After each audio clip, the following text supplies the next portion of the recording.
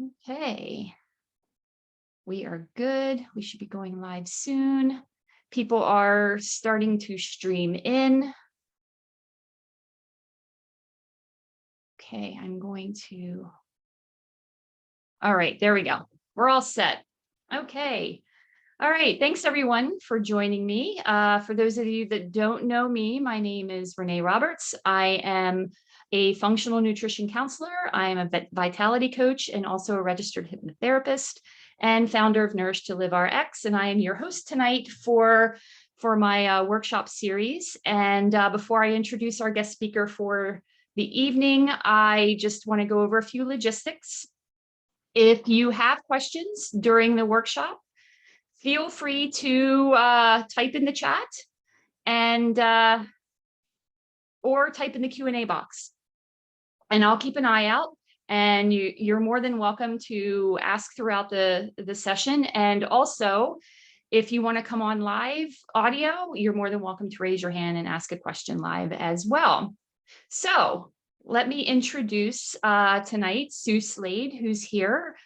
And she's going to speak about, sorry, I'm all over the place here.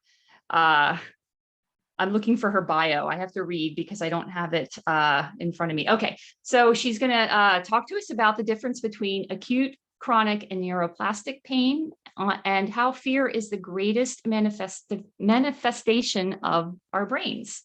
So Sue started Life Balance initially part-time in 2015 to support mental health and build confidence in young people. She finished a BA in childhood and youth studies to support her children who have additional needs. She's worked with individual clients and schools as part of the Are You OK program, developing improvisational workshops. Along with her coaching, she studied an MA in the psychology of childhood and youth and obtained a research degree.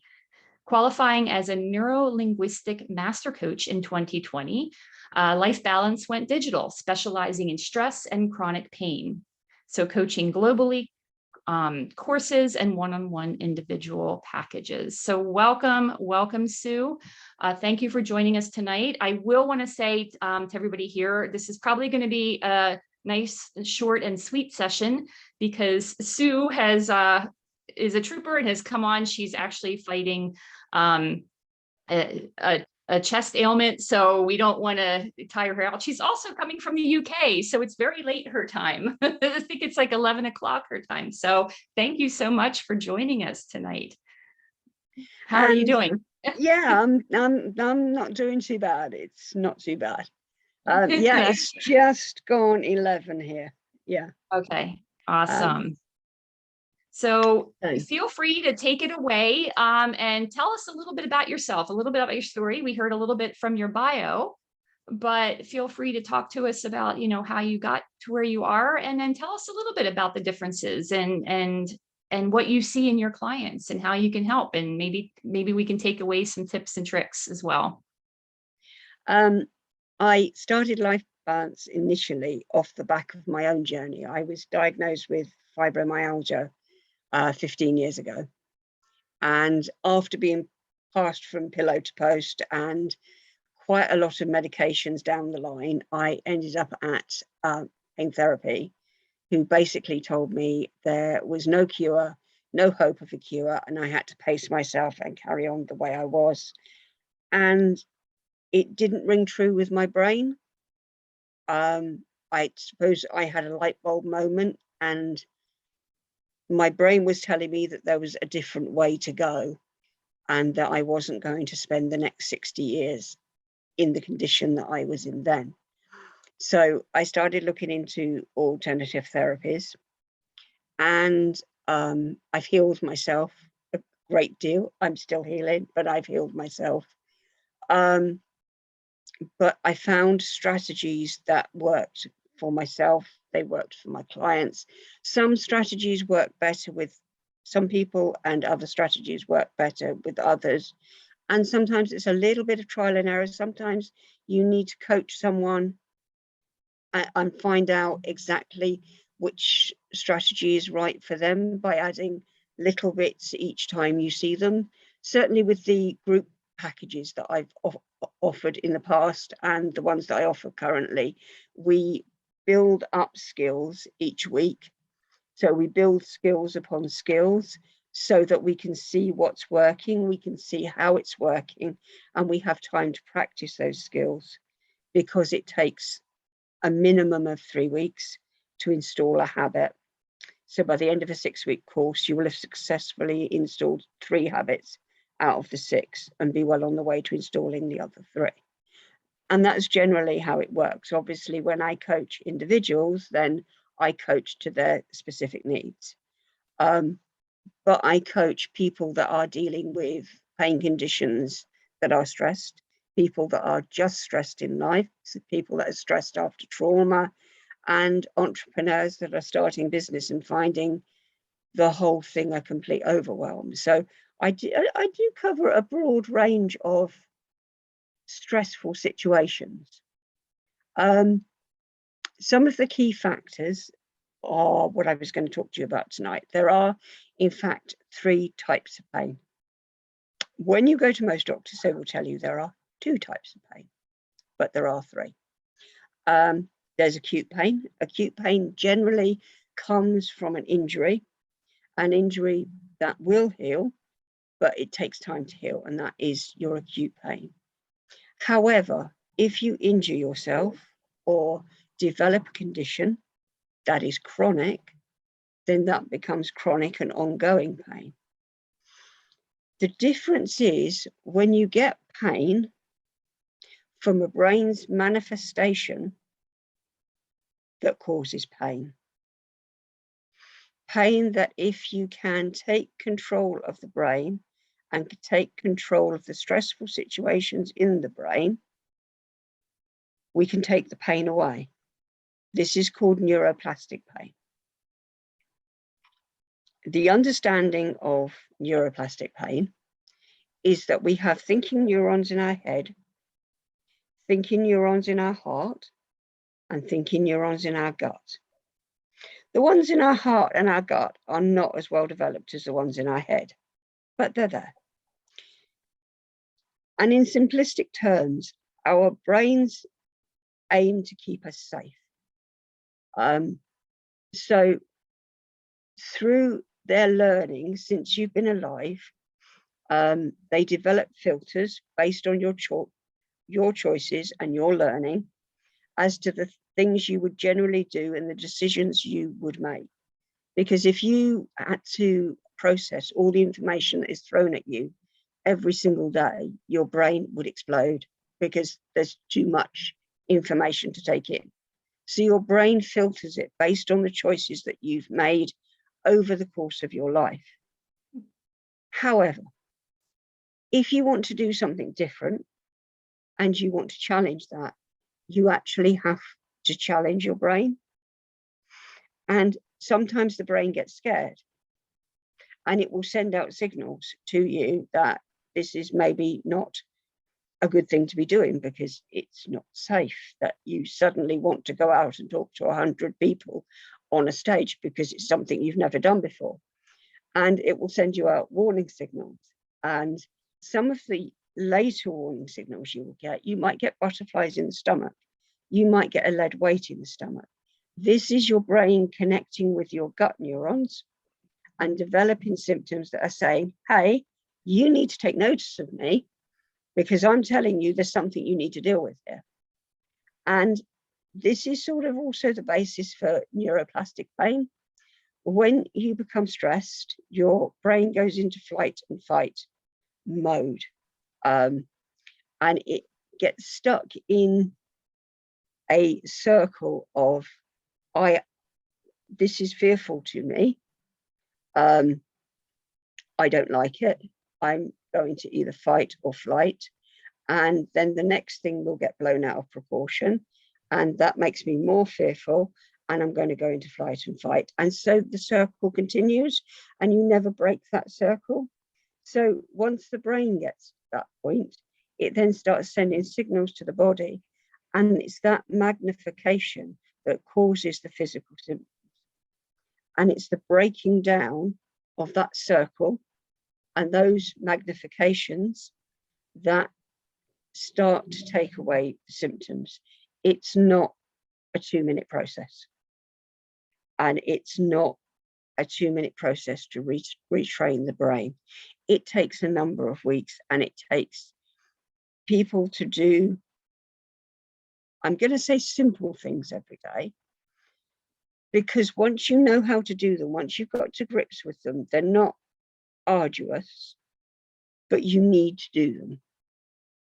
And that's sort of what I've come to talk to you about today, some of the things that you can do that you may receive relief from if you are experiencing magnified pain, which you don't realize is magnified. One of the first things, and I'm sure Renee will agree with me is to eat well, drink well, clear fluids, and to have a good sleep space. A good sleep space with free flowing air, darkness, somewhere that you feel comfortable, that is your retreat. Your sleep pattern is essential, and your magic hours are between 10 and 2. So they should be the center of your sleep. Our sleep patterns are imprinted in us, into our DNA. We almost can't change it. The light bulb did not do us any favors. We are trained to rise with the dawn and sleep with the dusk. Once the light bulb was invented, everything changed. The 9 to 5 changed us. But by keeping the 10 to 2 in the center of your sleep cycle, it will aid you to get that balance back in your life. So that's the first level. The next level is relaxation. And if you're anything like me, I tend to be on the go, and I don't find it that easy to relax, and I have to do it methodically. And there are a couple of methods that I use. One of them is meditation, but another one is progressive relaxation, which I'm going to talk to you about now. It's something that you can do sitting down. It's something you can do lying down. And the idea is just to lie down and close your eyes and relax, and concentrate on relaxing each area of your body, from your toes all the way up your body. But you can do it nice and slowly, working on each muscle group. And if you come across pain, recognize that pain, but don't engage it. Recognize that it's there. Try and relax it. If it doesn't want to relax, that's fine. Just move on to the next area. Okay, because the idea is not to engage it, because once you engage it, you engage your brain. And we're trying to go to sleep. We're trying to relax. So we progressively relax all the way up the body, all the muscle groups. And then when you get to the top of the head, you feel all the stress of the day exiting through the top of your head, relaxing through the top of your head. And that is the theory of progressive relaxation. But you need to do it. It's something that you need to build into your routine every day.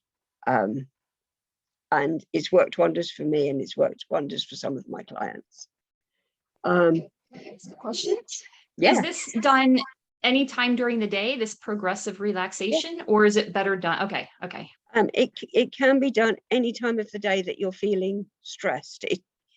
It's a good way, but you need to be able to cut yourself off from the stress. If you're going to do it during the day, you have to say, like, this is my time.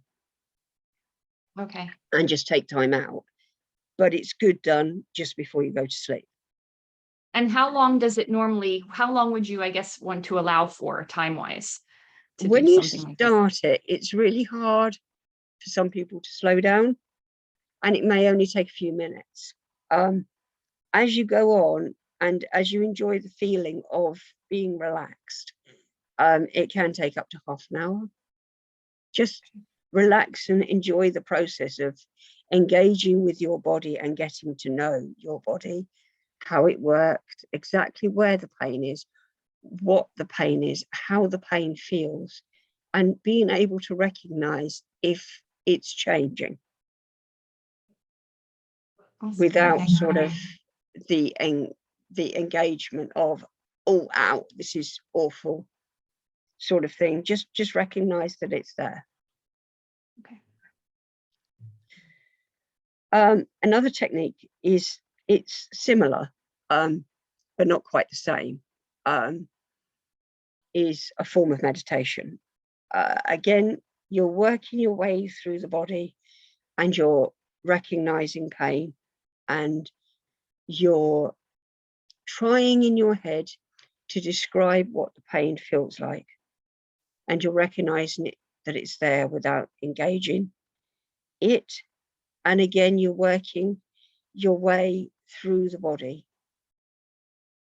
but telling yourself in between each area, the universe will heal me. The universe will heal me. The universe will heal me. Because by having an affirmation, you're affirming a knowledge that you are happy with. If it's a different line that you're happy with, and a different affirmation, a different belief, I say the universe will heal me because I am a Buddhist, so I am more spiritually minded that way. But for you, that might be God.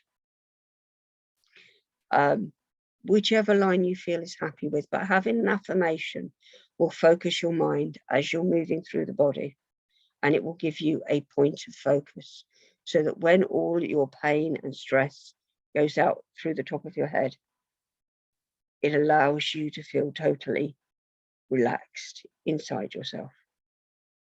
And it's good after you've done either one of these techniques to just lie there and enjoy the feeling of having nothing else to do. Because if you're anything like me and you live in a busy house with a busy husband and busy children and busy this and busy that, you don't get much time just to say, my time.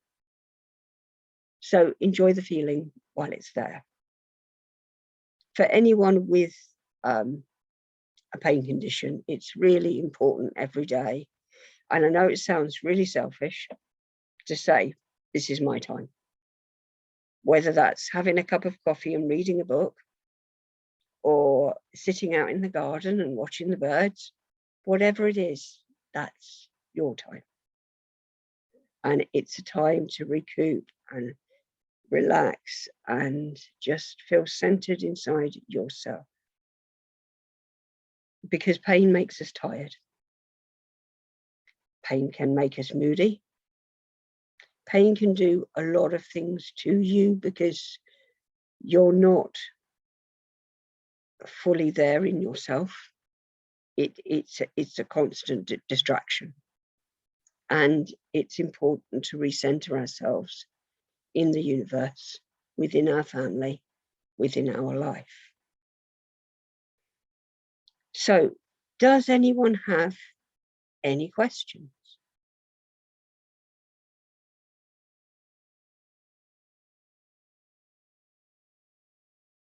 Sorry. If you have any, feel free to type in the chat, or you can ask in the Q&A box or raise your hand if you have any questions. Interesting about, I have a comment, just interesting because I'm fascinated with sleep, obviously, as a sleep coach, a vitality coach, but the 10 to 2 core hours. So does that mean 10, like you should be like in bed asleep by 10 p.m.? Yeah. And at least get that 10 p.m. to 2 a.m. Yeah. Okay. Yeah. Yeah. And early risers benefit the most because they're getting back to our core hours that are designed into our DNA. So rising with the sun. I find winter really hard because I get up at 5 o'clock in the morning and it's still dark. But in the summer, that's really great because I'm right on rhythm during the summer. All I would say is, if you're going to make a move to make your times earlier or later, only move it by half an hour a day, because if you make too big a change all in one go, you set up negative connotations with that move in your brain, and your brain may not like it, and so it will be harder to install the habit. Whereas if you do it bit by bit, it's easier to install the habit. Okay. Okay. So, when you talk about the different kinds of pain, acute pain, chronic pain, neuroplastic pain. So, if you have a pain that came from an injury and then it became chronic, Mm-hmm. it can become chronic Mm-hmm. from an injury, right? Yeah. Can it then go into a neuroplastic pain? Is that how that works? It kind of graduates to that, or is that Part just of, completely different? no, it can. If you can look inside yourself and look at what your internal and external stresses are, and actually get almost make a list of both your internal and external stresses, so that we can work on those. We can, by working on those, see if the pain decreases. If the pain decreases from working on those stresses, the chances are the percentage of pain that goes away was neuroplastic. Okay. Because neuroplastic pain is quite often a magnification of what is already there. It can be there on its by itself. It can be a complete manifestation, but it can also be a magnification of what's already there. Okay. That's interesting. Okay, because I'm going to bring up a personal story. So I injured myself literally over a year ago, January last year. And it was because I blame COVID. I blame COVID for everything, but it was because I was trying to work out in my home. And I probably didn't have good form, and I injured both of my shoulders. Funny thing is, my right shoulder healed. It took a little bit of time. My left shoulder became frozen. So I had Right. frozen shoulder, and I still have frozen shoulder. So I'm wondering if you've dealt with somebody who has frozen shoulder, because it's one of those, if you've never had frozen shoulder, you may not even know it exists. I never knew it existed until I got it, and now that I have it, I actually I feel for people that have had it, and people that have had it, they're like, "Oh, I'm so sorry you had frozen shoulder," because it can take up to 18 months to 3 years to clear. So, and people don't understand it. It's like, why does it happen? And a lot of doctors think it's because of stress. So I'm wondering if that falls into that neuroplastic. Is everything in my head? I guess is what, I'm curious about. The phrase "it's all in the mind" didn't come from nowhere, and Okay. I'm not here to say it's all in the mind, because it most definitely isn't. But there is a percentage of pain that is magnified by the brain, and that's where that phrase comes from. Are you a stressful person? Yes, I am. Always have been. Do you tend to have internal stresses or external stresses? Do things from the outside stress you, or is it things that you blow out of proportion in your mind? Funny question, because I've switched. I used to be both. I used to have let external stressors get to me, but I've been very good about that. Well, ever since I became a coach myself, I understand mindset and everything. So I don't let external stressors get to me, but I still think, because of anxiety, I've had anxiety, since I was young. And I think when you have anxiety, you play stories in your head. So I think a lot of it's internal as well. I blow things out of proportion. I try not to, but I think it happens. So on the back of that, how well do you sleep?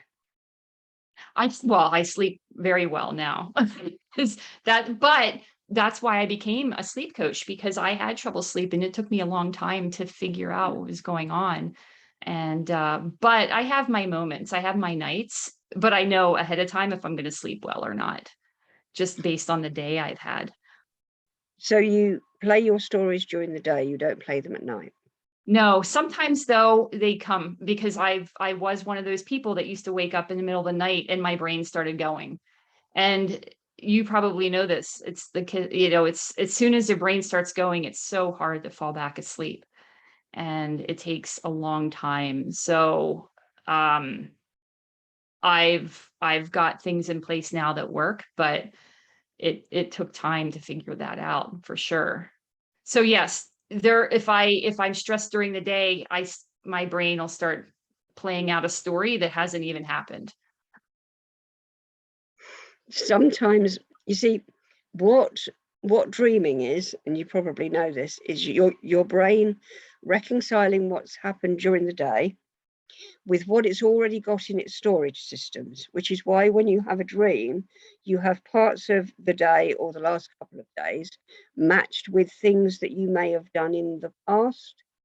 And it's trying to relocate everything that's happening at the moment into the little boxes it's already got up there, so that they all fit in nicely, but they don't fit in nicely, and that's how you get dreams. Oh, okay. Um, well, in a nutshell, it's slightly more complicated, but in a Yeah. nutshell, that's what it's doing. Okay. Um, do you sleep on the shoulder that's frozen?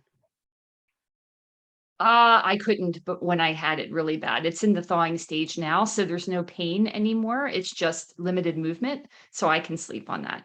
When I was in the midst of it, no, I could not. It was very painful.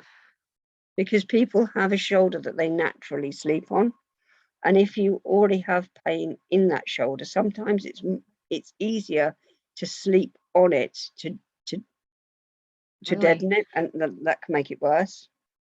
Um, what I would recommend is trying the progressive relaxation.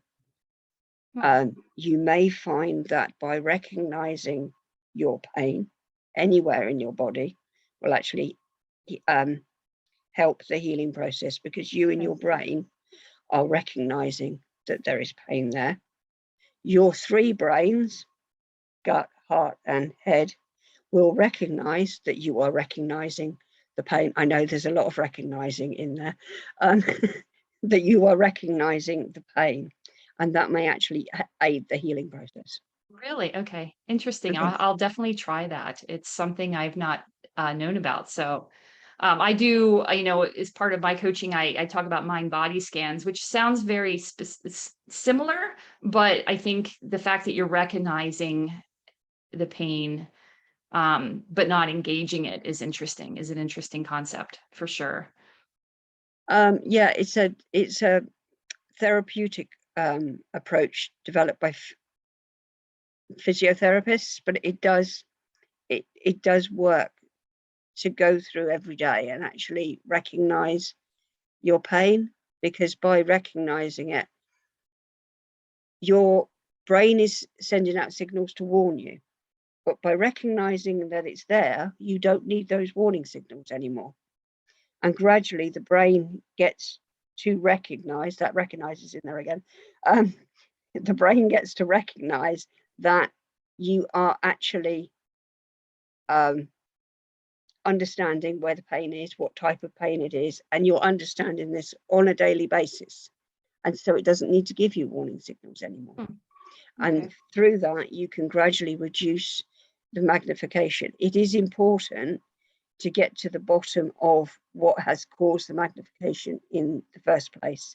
And that's what I work with people one-to-one, sometimes in a group environment, but to find out what is the root cause, because Hmm. you need to alleviate the root cause um, Okay. for us to um, take away those signals and Okay. take away the magnification. So But I needed you a year ago. I yeah, needed yeah, it. Yeah. yeah. Wow. That's interesting. Very It, cool. it is interesting how well the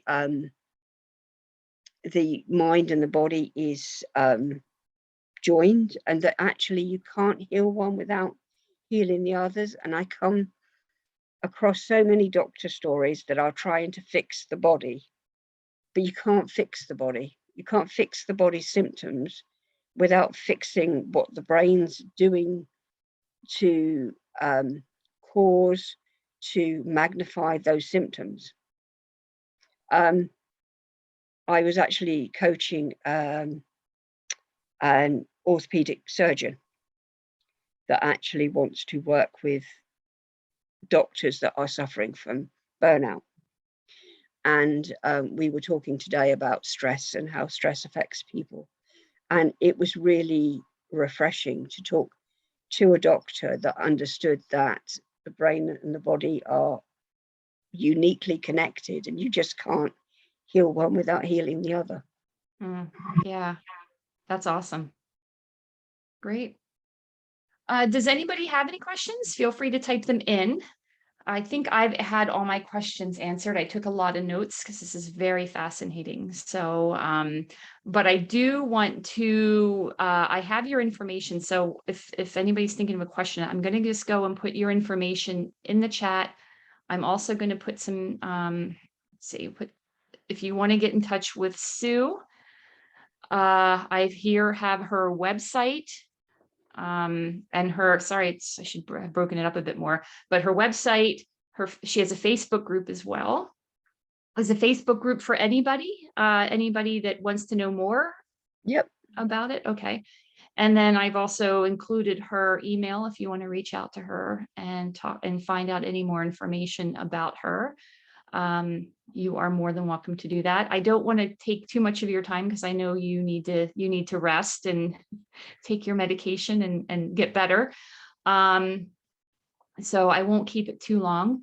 I will say that I'm going to put in, if you're looking for more information on upcoming events, I posted that in the chat as well. Our next event is 2 weeks from now, and we're going to be talking about stress, and I will be presenting on that one. So hope you can join me. And Sue, I really appreciate you taking the time and talking to us tonight. I know it's late there. I really appreciate it. Fascinating topic. And for those of you in attendance, thank you so much for joining me again. This was a special timing. We'll be back at it at 7 p.m. Eastern next time. And I hope you guys can join us. And I hope you found some good information here and was able to take away some things. Again, reach out to Sue if you have any more questions. And I will give you guys your night back. And I wish you all well and have a good evening. And stay well and enjoy your night. Thank you, Sue, for joining us. Thank Bye, you. everyone. Really great.